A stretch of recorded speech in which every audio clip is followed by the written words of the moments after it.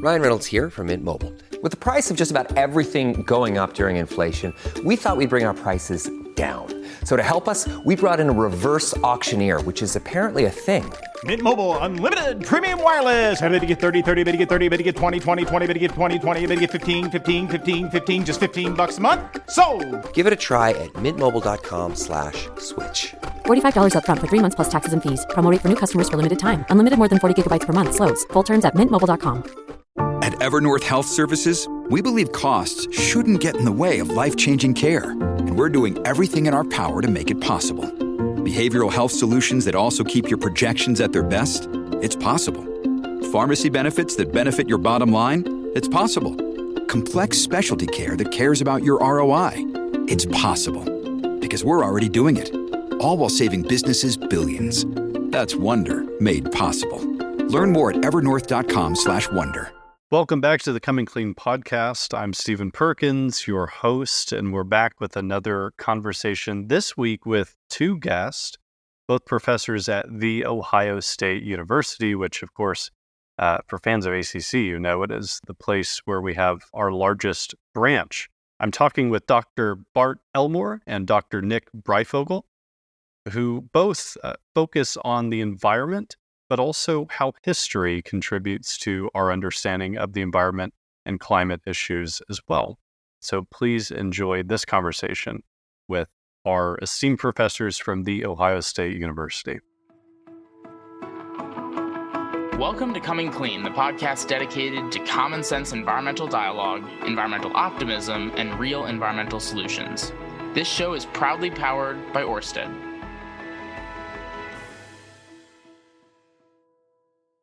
Dr. Elmore, Dr. Breyfogle, thanks so much for coming on the show. How are y'all? Doing great, thanks. Doing great. Thanks for having us. Of course. So we've got a lot to dive into today, and we've got some interesting backgrounds from both of you. And so I want to start with people who don't know you for a brief introduction. Tell us about your background and what you do academically. You know, what do you study? What do you focus on? What's some of the work that you've been working on? And Dr. Elmore, if we want to start with you. Yeah, my name is Bart Elmore. I grew up in the American South. I grew up in Georgia, and became really interested at some point in the history of the American South, and went off to grad school to study at the University of Virginia with a Southern historian. And while there, I found this field of environmental history, which I didn't even know existed, which looks at the relationships between humans and the natural environment. And I thought, well, this is really cool. So I kind of pivoted in grad school to this field of environmental history, which I now call my home. I ended up teaching at the University of Alabama in Tuscaloosa, Roll Tide. And then Nick Breyfogle, I got an email from him. He was looking for new environmental historians. And I applied to come up here to Ohio. I'd never been to Ohio.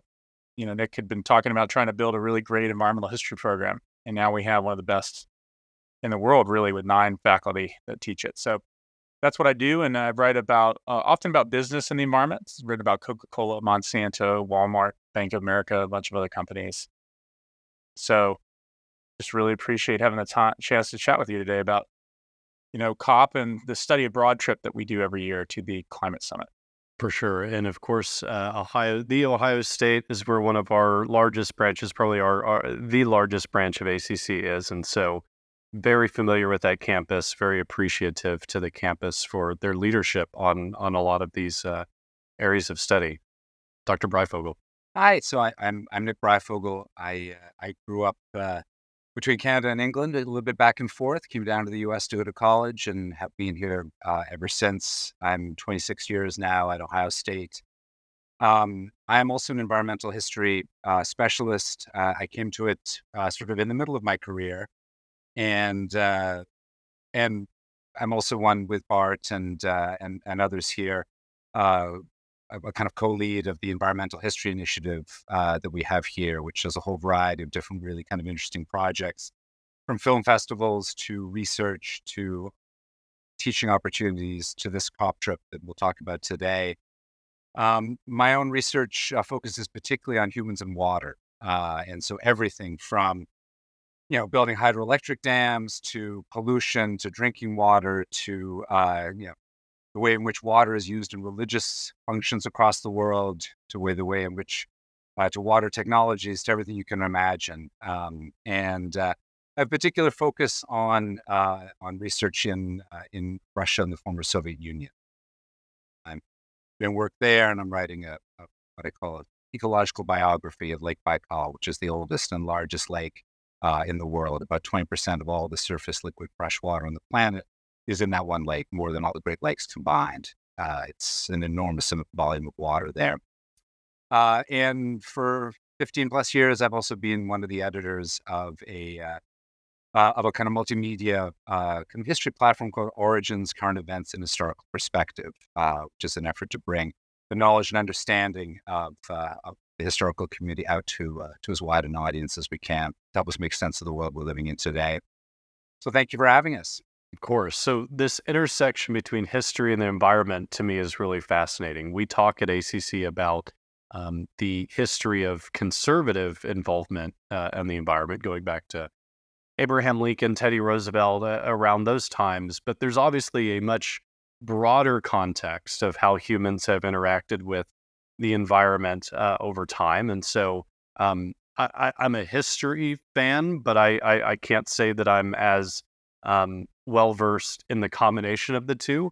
And so I want to get in a little bit into that, and then also talk about, maybe the way to bring it together is the historical context of the latest COP28 and the students that you brought there and some of the observations you had. But if you don't mind, let's first go into that historical piece and sort of explore that a little bit. So, Dr. Elmore, maybe you could talk about one of the things that students today are very engaged when it comes to environment and climate, right? It is consistently one of the top issues for young voters in the polling that we have. In your experience, how do you think students today perceive the environmental challenges compared to previous generations? And how do you, from a historical context, see their interaction with environment? Yeah, what I think is really exciting living now is that the students we have at Ohio State come into our classrooms from across the political aisle. You can't teach here. You can't teach at UVA. You can't teach at a lot of the places I've been at, Alabama and other places, and not have appreciation for people having maybe different views than you do politically. And I think one of the things we've really enjoyed, or certainly I have, teaching environmental history to this generation, is that, they don't see it as a partisan issue. I mean, I think they see this as something that, no matter where you come from and what your background is, we all need a planet to live on. And in some ways, you might argue it's the perfect issue around which to get beyond some of the hyper-partisanship that we see in our society today. It's an opportunity for us to say, look, we all want clean water, we all want clean air. We may disagree on how we get there, but let's have a conversation. So I think the thing I like the most is that my classes are really politically, I think, diverse. I think they're, diverse in other ways, and we have really good conversations. And I think we respect each other in that space. And it reminds me, you say history. Last thing I'll say on that is, when we start teaching the modern environmental movement, and we talk about the 1960s and 1970s, this was a time where there was so much work across the aisle on environmental issues. The Wilderness Act, was supported by overwhelmingly bipartisan support and these types of issues. And I think students long for that. They long for a time and where maybe the temperatures turn down a little bit on that and says, let's solve these things. And so for me, I think I really enjoy that. I mean, obviously growing up in the South and having lived in places where you're not going to get very far if you can't talk across the political aisle. And I think I enjoy the fact that environmental history seems to be a space in which we can say, okay, let's go straight to the meat of the matter, and how do we work together to try and solve some of these problems. So it's a macro way of looking at it, but it's really, to me, honestly, it's been one of the gifts of doing environmental history. Is I think it brings people together, and you see that at COP, and I'm sure we'll get to that. 80,000 people there, with totally different views about all sorts of things. So That's my biggest highlight, I think, of teaching environmental history here. In talking about the Origins project and bringing some of those historical, some of that historical context into the discussion, I imagine for any historian, the question of why does history matter in these issues is an easy one, but paint that picture, Dr. Breyfogle, for why studying environmental history and having the historical context can help us better understand what we're going through today. Yeah, I'd be happy to talk about that. There's the American Historical Association, their tagline, everything has a history. And it's the truest thing you could ever run into. Everything we experience today is the result of what's come before us, and often decisions that have been made by humans before us. And the amazing thing about environmental history is the fact that from the very moment that our species came into existence, 300,000 plus years ago, give or take, we have been engaged in a relationship with the environment. It is our greatest asset and it's our greatest threat, ultimately. And we are constantly negotiating extraordinary boons, what it makes possible for us at the same time that we are navigating the kinds of threats that it poses to us as communities and as species. And so in that sense, what we're living through in these times is not new, in the sense that from the very beginning of human life, this is what we've been up to. So that the data set that human history offers us for how to respond to all of these kinds of questions, when the temperature goes up, when the temperature goes down, when there are floods, when there are droughts, there have been large numbers of people and generations who have already gone through this, and they figured out solutions. And in other cases, they haven't. In other cases, they've disappeared. And so you can look into the past for extraordinary models for what works and what doesn't. And we don't need to reinvent the wheel. So much of what we need to understand our present world and how to move forward in it and how to ensure the kind of a sustainable future for ourselves and for other species on this. We already know those answers. Humans already figured those out. And it's a question of bringing them forward to learn from and to discuss. And so in that sense, much like all history, it offers us an incredible guide for what's possible. And of course, it also tells us what's new now, in the sense that the world we live in today is different than 500 years ago, say, or 1,000 years ago. If for no other reason, then the human population is so much bigger than it used to be. So that the scale of what we need from the planet, the scale of the impact we have on it is very different. And that also helps us to understand what's new. Yeah, you mentioned we talked about the environmentalism of the 70s and around that time as being a time of great bipartisanship. Are there any other, just while we're on the topic of the historical context, are there any other historical events or periods that you think are particularly valuable or lend a valuable lesson to the historical moment that we live in today? And that's for either of you, if you can think of those.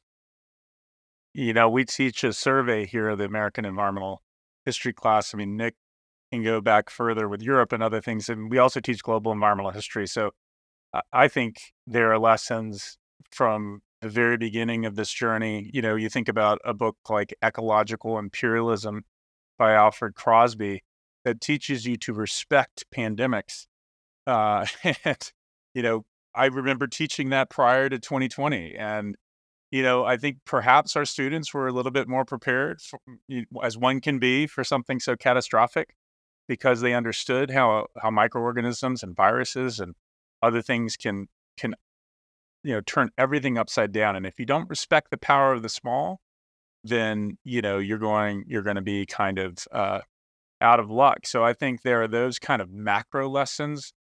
I always tell people that what environmental history did to me, I was a little bit of a cocky or young person. It made me humbler. It made me respect. It made me have empathy. I would say that for sure, for people, because I could understand people's situation a little bit better. But it also just made me respect the power of something as small as a rapidly replicating strand of RNA. And so there's that level, but then it's just like, you kind of can't understand any of this history without getting into nature, it turns out. My advisor who went to the University of Tennessee, his mother was from East Tennessee, and she said to him when he wanted to go get his PhD in history, she said, "Why, baby? We already know what happened, you know?" We always joke because environmental history says, no, we don't. It turns out now that we have all these scientific tools, we can see that why is Robert E. Lee going to Gettysburg in 1863? Well, it turns out they were looking for energy and like metabolism. They needed to like get actual sustenance for their troops, and there were all sorts of imperatives that have to do with the fact that they were organisms. They're running out of salt, to be able to preserve their meat and things like this. It opens up your understanding of how decisions are made and why things happen. It's kind of like you see the world so totally differently when you come through environmental history. So I think you're right to get us to not just look at the 60s and 70s. It turns out there are great books on the Constitution and how it was shaped about views of nature. Look at it, natural laws. It's written into our Constitution. They were talking about nature, thinking about the natural order. So, it's funny in our short little podcast. I almost want to just jump into the whole survey lecture, but Give it the whole turns out thing, Bart. Started lecture one. I was going to say off we go. We'll make it a bonus episode. It'll be good. That's great. Yeah, but it's everything really. It opens your mind to so many new ways of looking at the past. Well, and I think that's awesome. Sorry, if you don't mind, I'll just jump in on that too. Please. I just want to underscore what Bart is saying as a reminder that we often think about humans and nature, right? As if, there's us and then there's all that other stuff. But, there's two things to think about there. One is, of course, we are part of nature. So we've never been separate. We are intimately integrated into all of it. And we constantly live in a kind of multi-species environment where our lives are being fundamentally affected by other species, as well as by things like weather or the kinds of geologies we happen to live in, or all of these sorts of things. And so, we are in constant integration, and it's the great lesson of environmental history that human history is often not just the history of humans, that humans are often, even in their own history, not the main players on the stage, that in fact, there are all these other forces and other species, disease, vectors being one of them, that are really kind of helpful to kind of think about. There's a great book by a very famous environmental historian named John McNeill, which is called Mosquito Empires, where he gets us to rethink how kind of wars in the Caribbean in the early modern period, why certain groups won and others didn't. And so most of the histories have been written as kind of military stories. These people defeated these other peoples, these weapons, these tactics, strategy. And what he points out is that most of it had to do with mosquitoes, and that barrels of water were being moved, which gave homes to mosquitoes, and the mosquitoes carried disease, and the disease gave preferential benefit to certain, one side over the other. So suddenly, in this incredibly important question of why is it that certain communities won out in the Caribbean Wars and not others, the answer is actually it's not about the humans per se. It's really about disease and the way it helped one side over the other. So suddenly our textbooks look completely off, because we really should be looking at mosquitoes and malaria and yellow fever, not at strategy, tactics, and this sort of thing. Or at least we've got to put those two together. Otherwise, we have no idea what actually was causing things in history. And that's where we get a lot of things wrong if we only focus on humans. Somehow we're the only actors in the world. And so that's, you're asking for kind of moments that I think that's one great example from the history of the recent kind of writings on history that I think is really helpful for helping us to understand the power of historical knowledge completely, to understand totally differently how causation works and why things happen in history. Is it how it happens today? Right. And disease also a reason for a great cocktail, the gin and tonic, of course. Which lest we forget the invention there. It's also great. People who've listened to the show know that toward the end we asked for book recommendations, and y'all are just already peppering in book recommendations. So this is good. We're gonna have extensive reading list at the end of the show, which is always a good thing. Let's talk about recent history. And it happened in Dubai. Y'all were there. I was there. It was it's sort of a fascinating place for there to be a global climate change conference, right? But the United Nations COP28 was there in Dubai. What was that? November, December? Time flies. So yeah, so you brought students to Dubai for that. Tell us about why'd you bring a student delegation? What were you there to learn or to observe? Kind of give us a summary of your involvement at COP.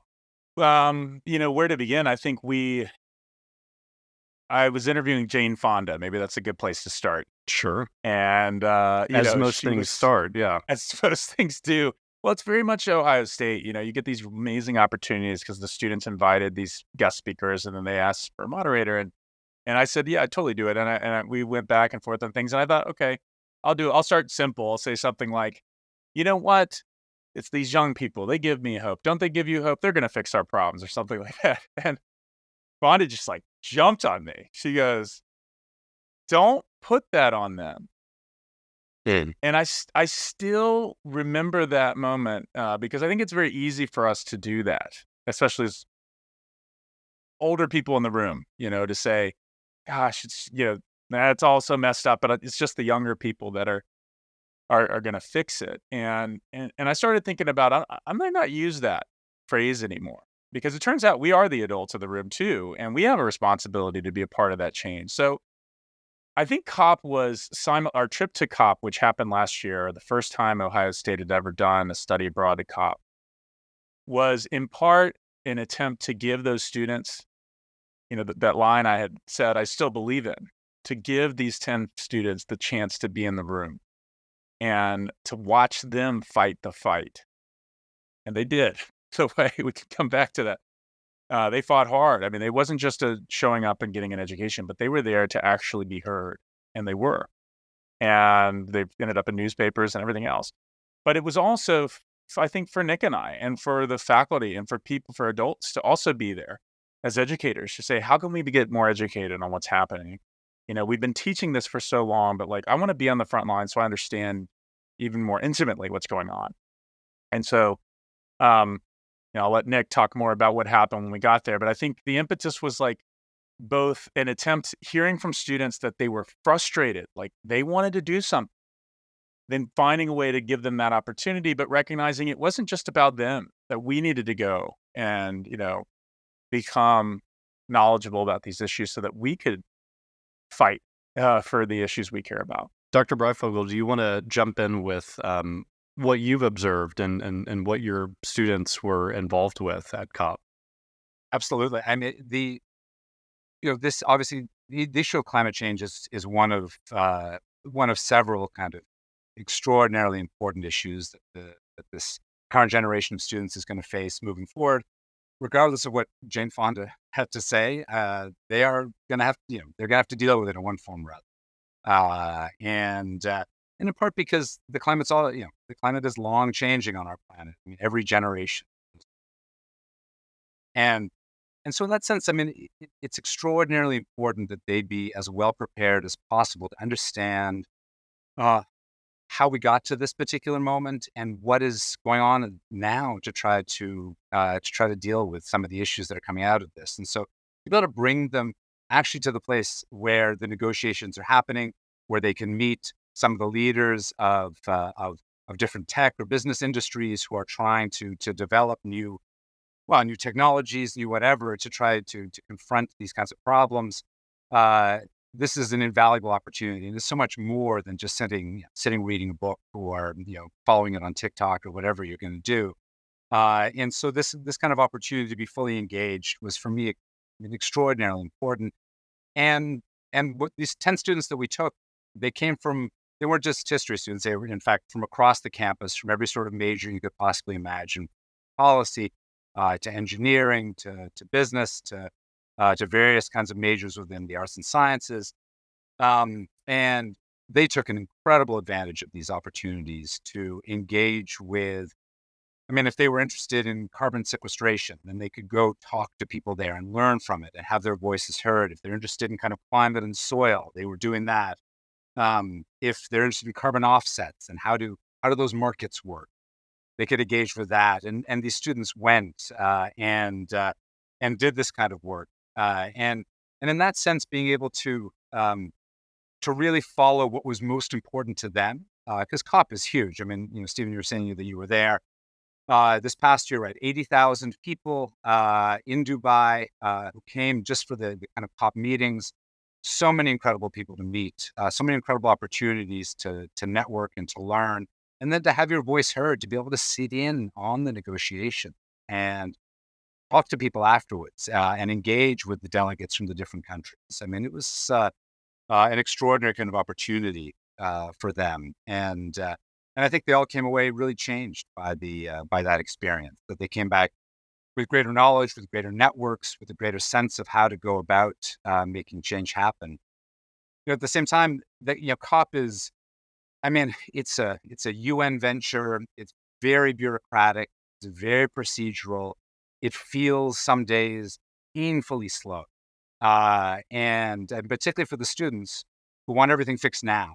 There's when you go in and watch discussions over where the comma should go in a sentence, which we did one day, and it's you suddenly think, oh my God, well, so are we actually going to survive as a species? This is how we're responding to this. At the same time, this is how we're doing it. This is the only way to get 200 different countries to talk to each other and to agree on things. And so, in that sense, anyways, it was amazing opportunities for them to do all of that. And I think it succeeded beyond our wildest imaginations in terms of really hoping that they would have this opportunity to learn and grow.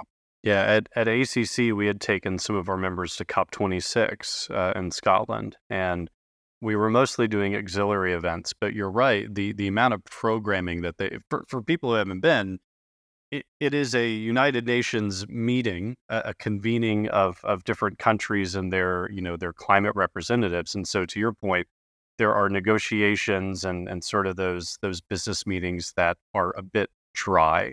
But it's also, there's a lot of programming and education and exhibits and things that have been built up around it for the public to engage with and learn from. You can go to one area and there are energy companies and individual nations who have exhibit spaces and they're showing off what they're working on.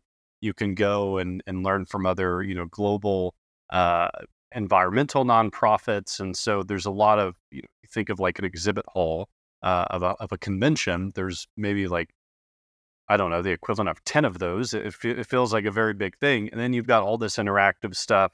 And so there is a lot going on. I guess a question for y'all, certainly a lot of surprises from my end. Was there anything that surprised either of you or that you heard from your students where they said, I didn't expect that, or that was really encouraging, I didn't imagine that would come up? Just sort of any observations in that vein of things. I think we'll have different takes as we talk to the students at different times. The first thing I think is so important to stress to people that are listening is like, I don't think students or most people understand how COP, which means the Conference of the Parties to the United Nations Framework Convention on Climate Change, which was signed in 1992. Speaking of that bipartisanship, by George H.W. Bush in 1992. By the way, if you go back to 1988 and look at the campaign of George H.W. Bush against Dukakis, sometimes Bush is out in front of his Democratic competitor on climate change. I mean, that's what I mean by like restoring new views of the past that might offer opportunities for bipartisanship in the future. That's where we started. But if you go back to 92 and then you move forward to like 1997 with Kyoto, the Kyoto Protocol, which was 5 years later, it was very top down. It was, okay, all these industrializing nations have to be, this is what it said, you have to have a 5% on average reduction of your greenhouse gases by X date, et cetera, et cetera.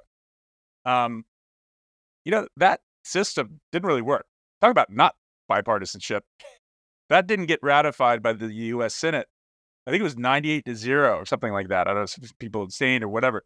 I mean, that was not going forward. And that was partially because it was seen by some. Now, others disagreed, said we really need to sign this and support this. But that top-down approach got a lot of blowback. By the time you got to Paris in 2015, the model had changed. It was bottom up. But here's the thing, back to your question. What's surprising?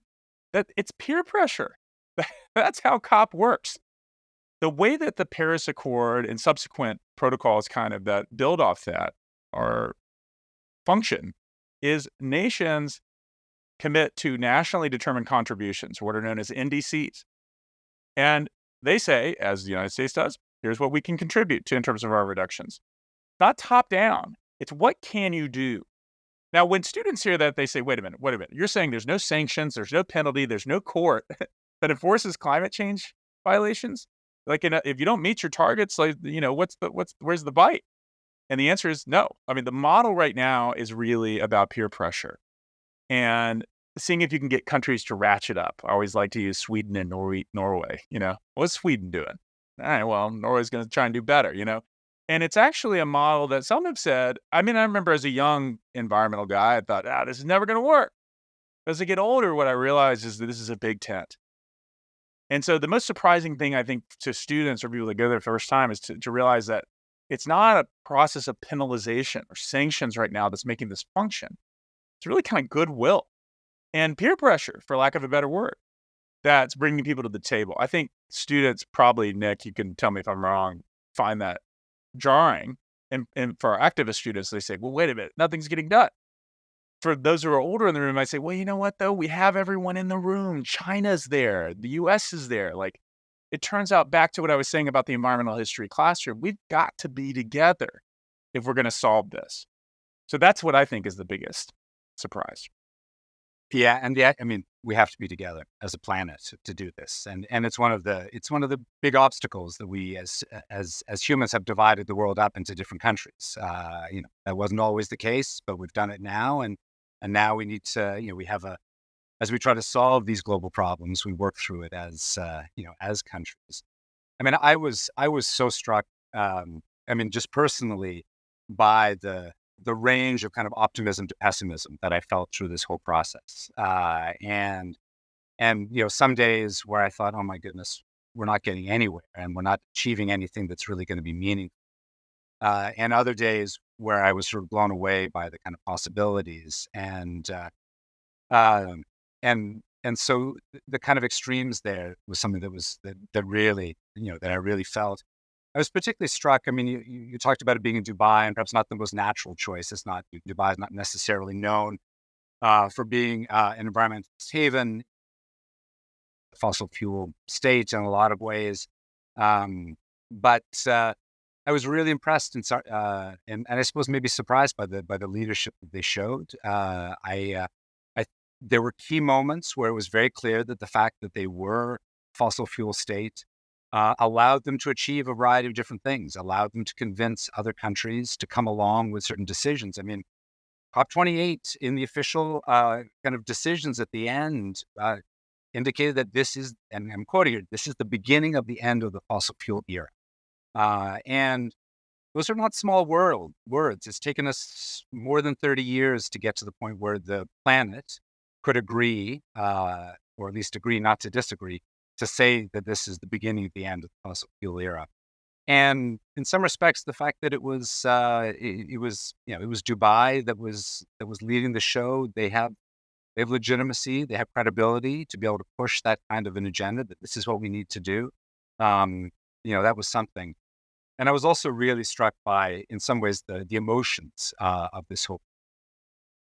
Really close to the end of the negotiations, they were not coming to agreement on a variety of things. And so the COP28 leadership brought kind of primary delegates from all the different countries together into a single room, which was televised, to have them talk through what needed to be done, and to listen to the incredibly sort of the incredibly emotional speeches of many of the delegates there. And I remember particularly one from Ireland and from another one from Colombia, where which I think had an impact in terms of what came out of that meeting, what was possible, where they just were, in some ways crying out for people to come together to to solve these problems and to say, listen, we in Colombia in particular, they're a fossil fuel country, and they said we're a fossil fuel country, but we want to be done. We want to help fix this problem. We know we can't do it alone. We know that we can't, in some ways, unravel our entire economy, overnight to stop. We're going to need help, but we want to do it. So help us. Can we work together? And the way in which she talked about their experience, what they wanted to do was extraordinarily moving. And I think had an impact moving forward. So there's moments of commas and haggling over that. And then there's moments of incredible kind of human, of incredible humanity, ultimately, that come through that push this all together. And that was amazing to me. Steven, I know you're asking us the questions, but I'm just curious, like for you too, like, was this your first COP? It was not my first COP. I'd been to the COP in Scotland, which was, fascinating in its own right. What I was Ended on a bitter note, yeah. What I was most interested or surprised by at this previous COP was that it was known as the nuclear COP, right? I mean, you had a really historic agreement or understanding among nations that nuclear was something that needed more investment. And actually, the reason that I bring up the context of Dubai hosting, full context, whenever a country is hosting, especially a fossil fuel country like Dubai, they want to put their best foot forward. And so I am not one to just automatically believe what a government is saying. And so there has to be some skepticism there. But the fact that even they were saying, look, we are investing in nuclear technology. We encourage the rest of the world to invest in nuclear technology. We have this historic agreement around nuclear technology is just remarkable, especially, if we go back to the history of things, right? Nuclear has not been the most widely accepted climate solution. From ACC's perspective, it is as close to a holy grail of climate solutions that we'll get, just because of how powerful it is, and how efficient it can be. There's a lot of challenges to work through on it, but we were really happy to see the progress in nuclear. Every single booth, every single person I talked to, it came up, and we talked to people from the whole spectrum of the event. So for me, that's what was most surprising. Mm-hmm. I mean, it's amazing that you say that, and just it speaks to the extraordinary size of this event and all of the different kinds of topics and things going on. And Bart, I mean, correct me if I'm wrong, but I don't think a single student mentioned nuclear the entire time.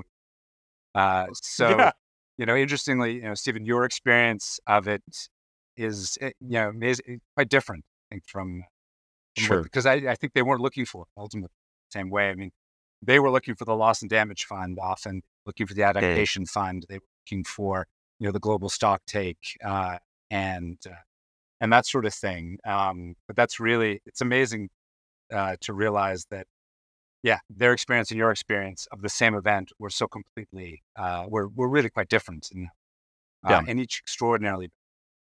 There's so many balls in the air, right? I mean, whether it's nuclear, whether it's how you're going to power things, and you add on the biodiversity components, the fact that they were really trying to combine different conversations, and then there's human rights components to what was going on. I mean, it's if you think about, if anyone's listening to this as a college professor or teacher or whatever, thinking about, I wonder what a good educational experience for students would be. You go here. Now, I've gotten snarky emails, I will say, from folks who will, as one does when you put yourself out into the world, that says, I can't believe that you would take students to Dubai. What a sham, and all this kind of stuff, And on the one hand, I kind of understand why people do that. On the other hand, I don't understand why people think it's okay to just burn people down instead of being like, let's go get a coffee and have a conversation. We're on the same campus, Sure.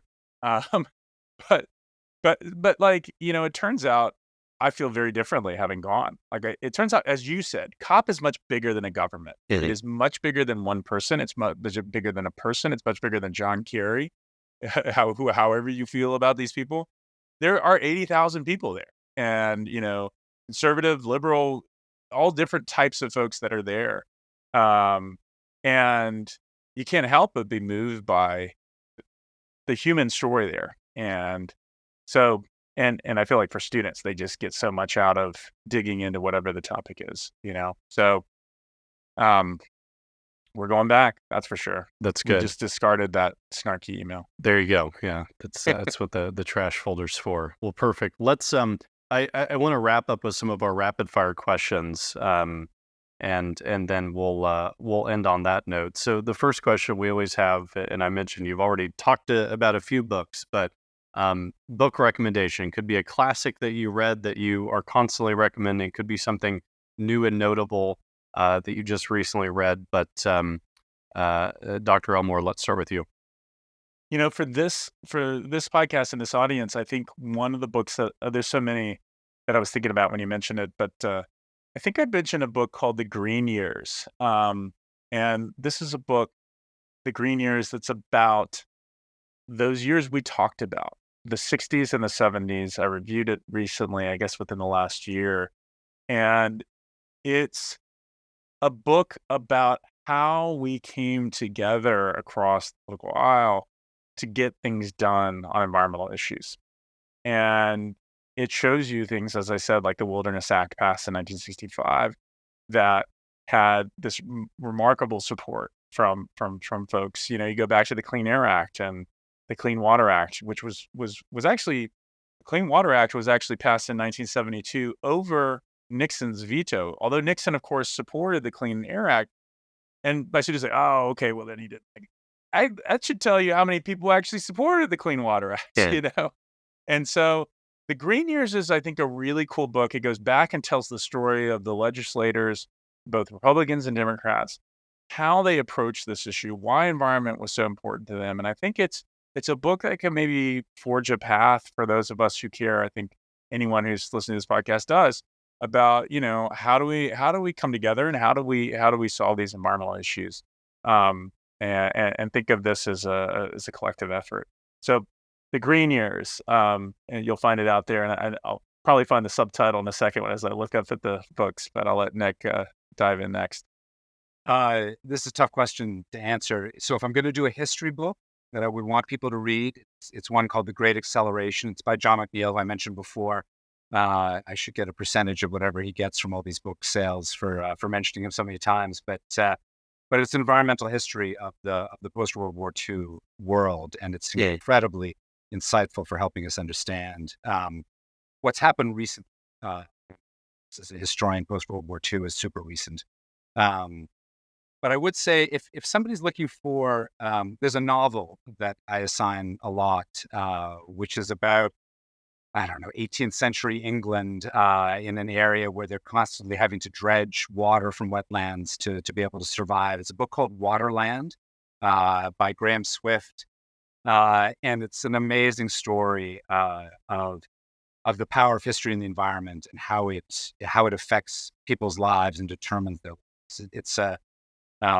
It's a great summer read if that's what we're looking for, because it's an exceptional novel, but it has all the insight about the human condition and human and sentient environment that you would ever want. And so I recommend it everywhere I go, because I think if you can read that and understand that story there, it's extraordinary in terms of unveiling what environment means for history and what environment means for humans, and how we're just embedded in it down to our very core.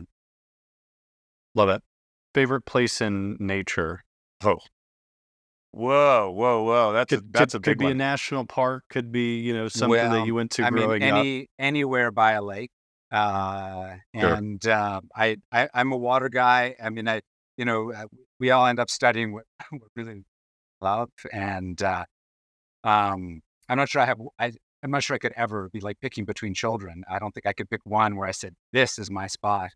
But by lakes, on lakes, in lakes, and I'm a happy guy. I will go. Well, first, I'll just say the full name of that book is The Green Years, 1964 to 1976, when Democrats and Republicans united to repair the earth. It's by Greg Kudley and David Saracen. So for those who might want to grab that book, Perfect. I found it really useful. University of Kansas Press. For me, look, I think the American South is a place that, for a lot of reasons, given its history and other things, it gets written off as maybe an ugly place. And I think for me, I became someone who cared about the environment going up to the Cohutta Wilderness in North Georgia, which is one of those wilderness designations that was created by bipartisan law in 1965, the Wilderness Act, where I could spend time in near native hemlock forests. It was remarkable, and oftentimes by lakes and rivers there. And so for me, I've been to all the great spots. I love Yellowstone, Yosemite. I'm not trying to offend anybody, but I frankly think that the American South and Appalachia has some of the prettiest biodiverse environments in the world. So I'll do a shout out to those places. Anytime the South is mentioned, I'll be all in on that. So good stuff. Something that you are most looking forward to right now. You want me to jump in first? Go, I was Nick. I was waiting for you. No. I thought you were just thinking. Oh, no. Well, there's a lot that I'm looking forward to. You want it to be environmental related, or It could be personal, it could be professional. I mean, really, really open ended here. honestly, I'm looking forward to my youngest just graduated high school. Looking forward to him heading off to college and all the kind of great adventures that brings for him. Congrats to him. Yeah, thank you. So I'm really looking forward to it. Yeah. I don't know. I think I'm going to go grand, Nick, here, and just say, I really do look forward to. I think I look forward to the next couple of years, and I think working with these students. I think, especially, having these conversations. Honestly, Stephen, these are days we're not. These aren't the things on our calendar that we got to do. We really. These conversations are the ones that we want to have, because I think, for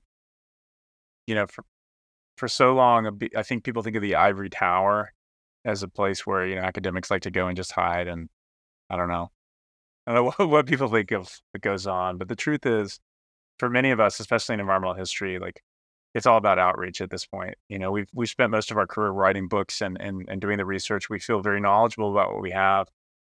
So I guess that's an invitation, actually, to your audience. We see ourselves here at Ohio State, and you're right. Your organization has presence here, and I think has connected with our students in many ways. But we want to be helpful. So for anyone out there who's trying to figure out how to create a more sustainable planet so that my 3 and 6-year-old can live on it 50 years from now, I'm game. And we'd love to use the history that we're doing here, which we think is really useful to help businesses, especially in my case. I work with businesses all the time. I've been inside, Bank of America, different places, Walmart, talked to Coca-Cola. How can we be helpful?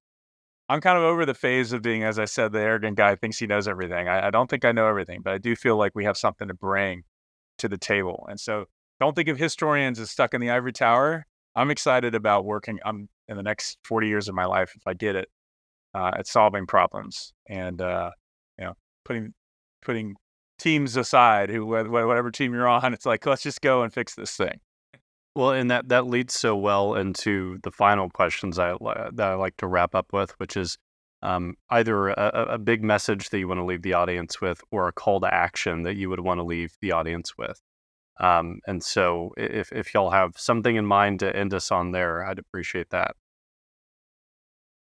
I'll start. Yeah, go ahead. I threw you under the bus. I threw you under the bus. I'll give you some time to think this time. I got something. To me, Montana had some pretty interesting things just happen. They had a case in which young people were able to be effective at saying, "Look, we need to get real on these environmental issues," and they did that by appealing to a constitutional provision that was put into their constitution, which was revised in 1972. Basically said, that's Montana State Constitution says, everyone should have clean. I'm thinking about this podcast, a clean and safe environment. As I think about a call to action, let's follow the example of Montana. you don't have that in your Constitution. Maybe we should. And, again, who's going to argue with that we need to have a clean and safe environment? So I think Montana's showing us a way forward a little bit on maybe how, we should value the environment. And I think the courts are upholding that. So that's my kind of call to action. Maybe there's if it's not in your Constitution, why isn't it in your Constitution? Why isn't that a right that you should have? Dr. I'll leave it there. Breyfogle? I think my call is a reminder to everybody that we all matter in this. It is so very easy to somehow feel that our individual actions don't matter on a larger climate scale, on a mental scale, and yet we all do. And so, I call out to everybody to live their lives in a sustainable way. Be smart about the choices that they're making in terms of what they consume and how they dispose of what. It's a struggle we have. I've seen it with my kids as they've been growing up. Why does it matter if I do this recycling? Why does it matter if I buy this particular T-shirt? Or why does it matter if I do this with my? It matters. It matters to all of us. And ultimately, this was the great thing that I also took away from COP was that you have all these higher level negotiations, but it's all going to come down to, right? Like they can put together agreements on broad kind of brushstrokes of what's going to happen. The actual implementation is down to individual countries, and it's down to individual citizens and on everybody in these countries. And so we all have to realize that we matter tremendous in the kind of choices we make. And the 3 R's, right? Reduce, reuse, recycle. I was just in a meeting this morning talking about the kind of impact of things like fast fashion, where people are buying just endless amounts of clothing and wearing a piece of clothing 5, maybe 7 times in total before it gets thrown onto a garbage heap somewhere. And so the importance of thinking about, well, how much do we actually need, and just reducing kind of levels of consumption in ways that will allow for greater sustainability. So we all matter, and the 3 R's, once again, they've been around a long time, but they're as good now as they've ever been in terms of how we should think of approaching our daily lives. Dr. Elmore, Dr. Breyfogle, thank you so much for coming on the show. We really appreciate it. It's always fun for me, especially to talk with people and academics, because you live and breathe this, and you have fascinating research and perspectives to add to it. So thank you so much. It was our pleasure. Thank you. Will we see you in Baku? I will not. We're not going this year, as interesting of a place as it sounds, but I think wherever it is next year, we'll be there. We will see you in Sounds Brazil great. then. Bellum, Brazil after that. So There we go. thank you so much for having Good us. deal. We really appreciate the Thank chance you. to talk with you. It's been great fun. Thank you again to Dr. Elmore and Dr. Breyfogle for coming on the show. As always, if you enjoy what you heard, make sure to subscribe to this show on your favorite podcast app. Leave us a rating, leave us a review. There are also a ton of links in the description of the show. There's a link to learn more about the things we talked about today, to learn more about ACC. There's also a link to drop ACC a few bucks if you feel so inclined to help support our work and help to continue to support the work of this podcast. Until next time, I'm Stephen Perkins. Take care. And before we jump, the Coming Clean podcast is grateful to be powered by Ørsted, a wonderful company strengthening America's energy security with reliable and domestic clean energy. Through its integrated renewable energy solutions, Ørsted is creating American jobs, investing in American communities, and driving American innovation, all while preserving our country's natural habitats. A clean energy future truly connects us all, and Ørsted is helping lead the charge. To learn more, visit us.orsted.com.